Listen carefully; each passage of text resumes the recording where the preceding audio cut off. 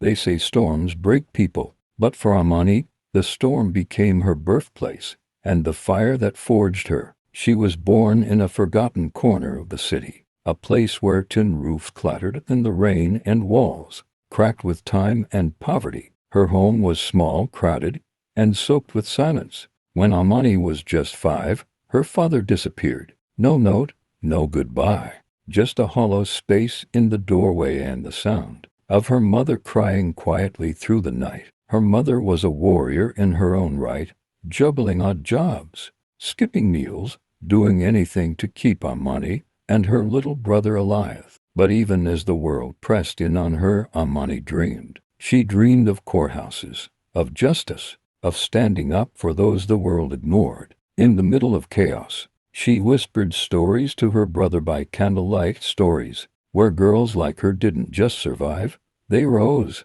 One day, a teacher named Mrs. Attino noticed her, not just her grades, but the fire in her eyes. "You're meant for more," she told Amani. "Keep walking, no matter the storms." Those words wrapped around her heart and never let go. While her classmates ran home after school, Amani stayed behind, helping younger kids read, finishing extra assignments, chasing the dream that kept her alive. Mornings were for learning, afternoons were for selling roasted maize by the roadside, and nights were for studying under the flickering glow of a kerosene lamp. Long after her brother had fallen asleep, just when it seemed like things were turning around, life struck again. Her mother fell ill, and with no money for proper treatment, she grew weaker by the day. Amani watched helplessly as the strongest woman she knew slowly faded away. But even in her final days, her mother whispered, "Don't stop dreaming."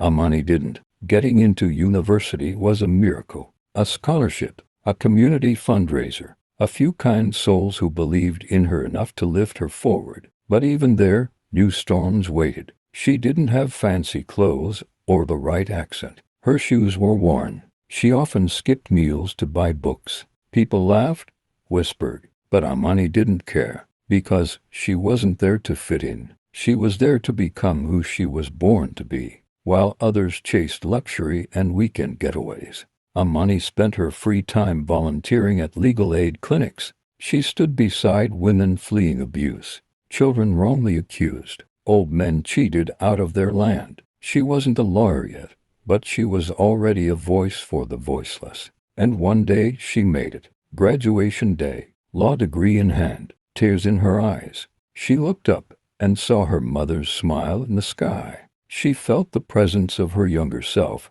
whispering, "We did it." She had walked through every storm, and she had made it.